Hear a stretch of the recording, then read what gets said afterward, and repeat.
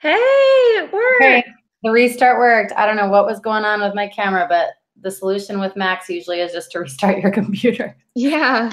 Okay, all right, I'm pulling up my documents. You ready to go? Yep. So I'm just gonna dive in. I'm just gonna start, and then we'll just go from there. Okay. Okay, thanks for your patience with my delay. No, you're fine. Thank you for meeting on Thursday. Okay. All right, and I'll go. Cohabitation is not a new concept. It has been around for a long time, however, recently has gained more and more attraction and appeal to the public eye.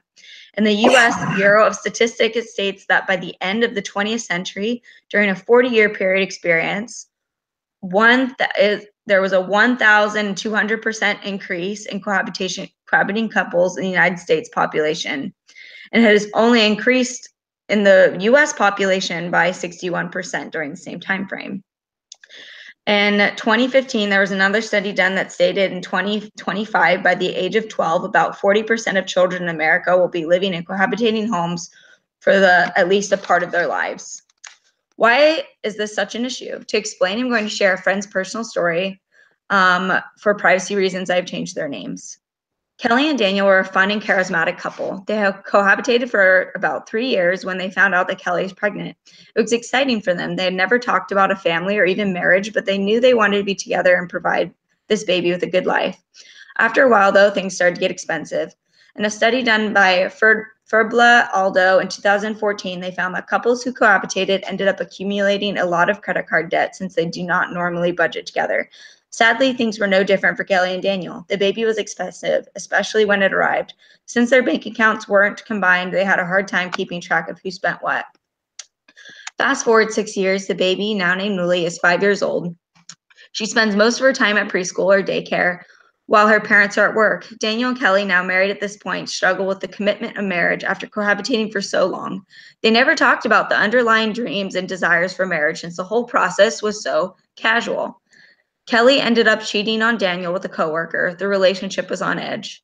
Kelly and Daniel, as a part of the 25 to 34-year-old bracket, who are a part of the 7% of the population who cohabitate before marriage. Sadly, after 7 years of marriage, Daniel and Kelly, like many couples who have cohabitated before marriage, divorced. In a study done by David Hall in 1995, him and his research partners found that premarital cohabitation was associated with a high risk of divorce. Now Kelly and Daniel are struggling with the custody battle, leaving their little daughter Lily as detached and confused as ever. This story is not a joke. For Americans, many aspects of the story is relatable to their own lives. All of the research was against Kelly and Daniel from the beginning. By cohabitating, an individual runs a risk of greater financial struggles, lack of commitment, and most importantly, divorce. What is society doing to promote this sad new family dynamic? They put in place a policy called Domestic Partner Registry.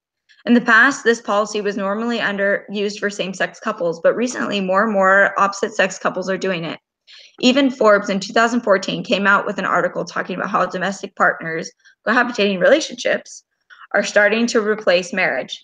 And a study done over domestic partners in 2012 by Margaret Knight, they found that same-sex partners were now, or the opposite sex partners were now 40% of domestic partnerships.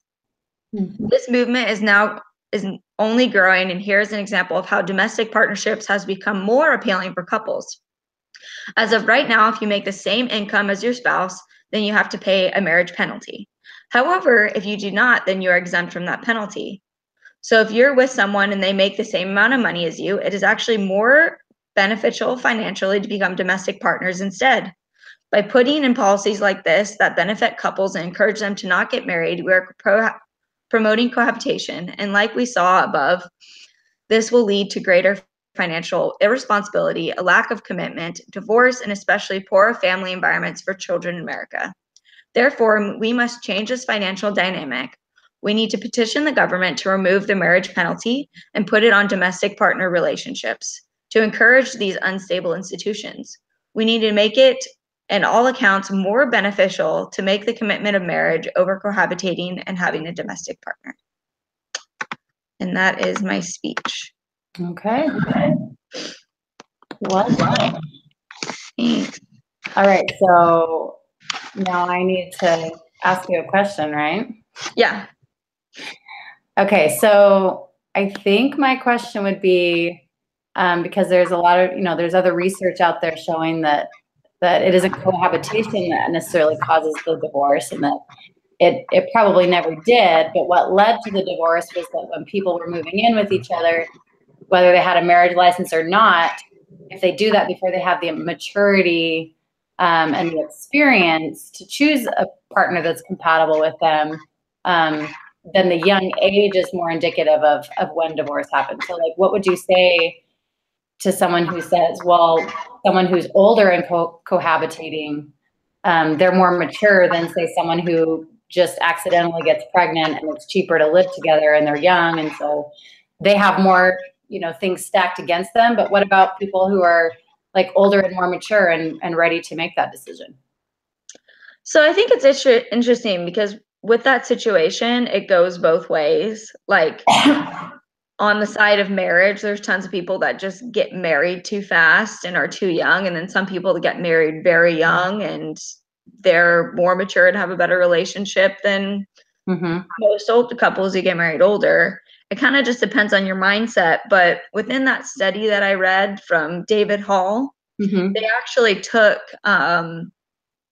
situations like step families and age and all of those factors into account, and got rid of them for their study to prove that divorce was a causation of cohabitation.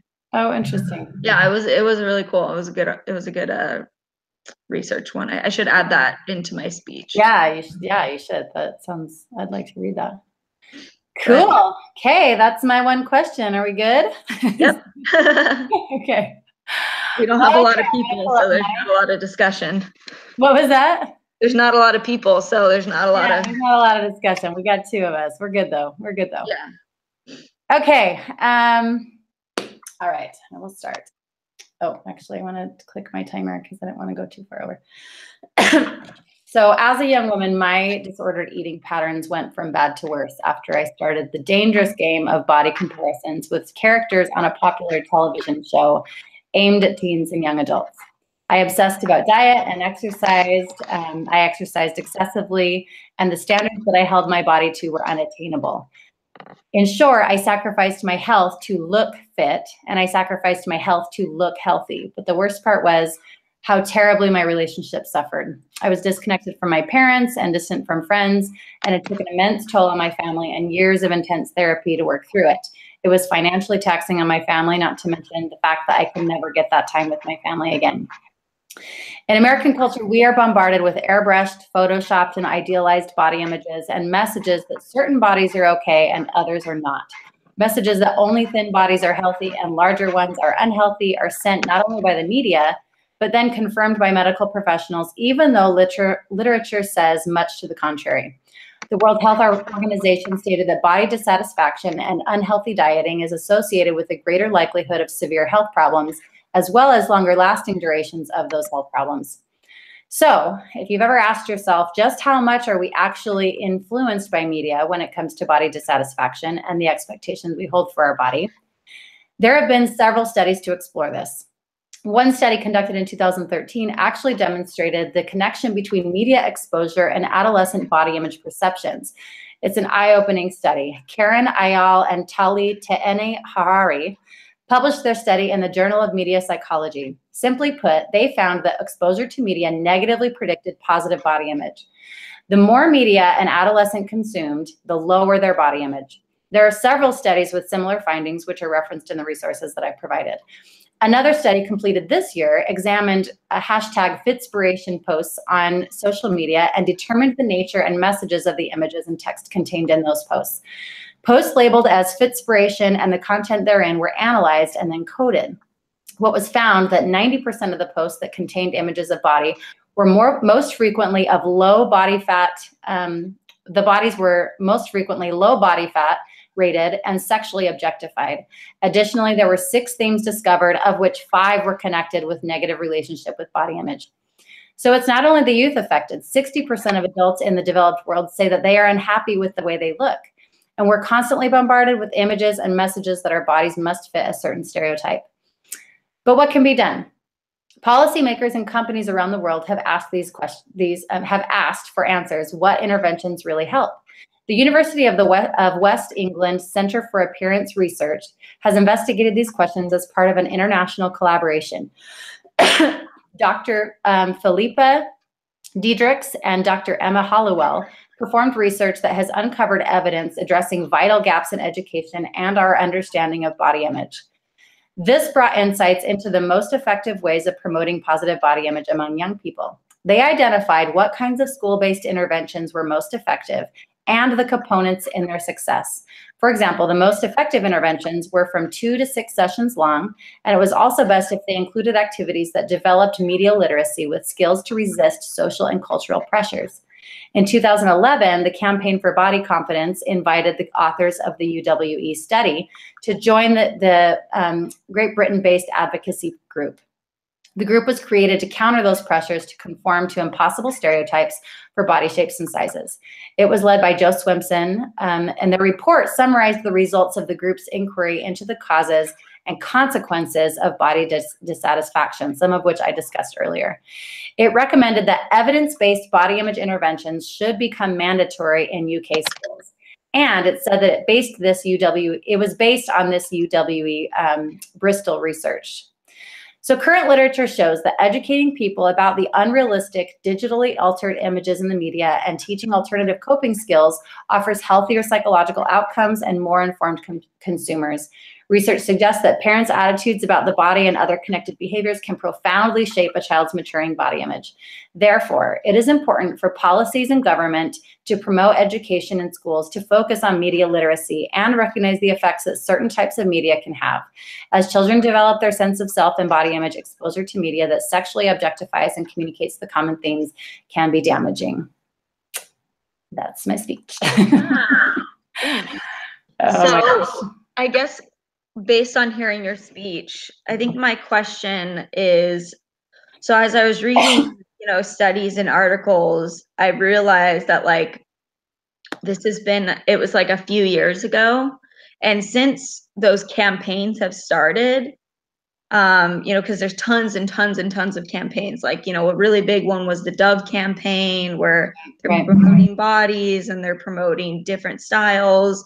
American Eagle did the same thing. They did a bunch of campaigns for, different body styles. And has this issue become obsolete is my question. Because it seems like, from the media nowadays that it does the opposite, like promoting you can be any body style and still be beautiful. And there's less editing, less photoshopping. Well, I would say that this most latest study in 2017 shows that it's still an issue. Still an issue. But while there has definitely been some steps made in that direction, and I think the awareness it's starting to seep in, and we're all becoming more aware of it. But whether that's actually translating into behaviors, it's still showing that it's still a problem from the most recent studies. But yes, like you said, there has been progress, but I wouldn't say that it's obsolete. Yeah. That's interesting. I've never thought about that topic before. Yeah. And I think we all are somewhat affected by it, but once we get to a certain age, we realize oh, I'm fine, Yeah. And that it does still affect families. I work with women in their 40s and 50s who still struggle with it. Who still struggle, and it's a challenge for their relationships and their marriages when they don't feel comfortable in their own skin. They don't feel comfortable with intimacy, and a lot of issues around that definitely do affect the family. So it is still important. Anyway. Sure. Cool, lady. We totally did it. And before 10 o'clock. Yeah, now on to my next meeting. On to your next. I know I have one in a half an hour. Mine is at 10:30. So. I'll just submit this and then we just submit our written up form later, right? I think by Saturday. I think as long as Okay. it's submitted by Saturday. Sweet. Cool. In fact, I think we might even, I think we're supposed to maybe both, like, I'll see your post when you do the link and I'll copy it and then I'll put it in my own post. I think we're supposed to both put the link. Anyway, I appreciate you setting that up. We're supposed to add the link to our. Oh, I just mean like when you post this Google Hangout link, aren't you supposed to post it is that on that same discussion board? Yeah. I think I'm supposed to do my own post with the same link just so that it's clear that like everyone did one. Anyway. Okay. Awesome. All right. Thanks, Meredith. Appreciate it. Yeah, of course. See ya. See ya. Bye.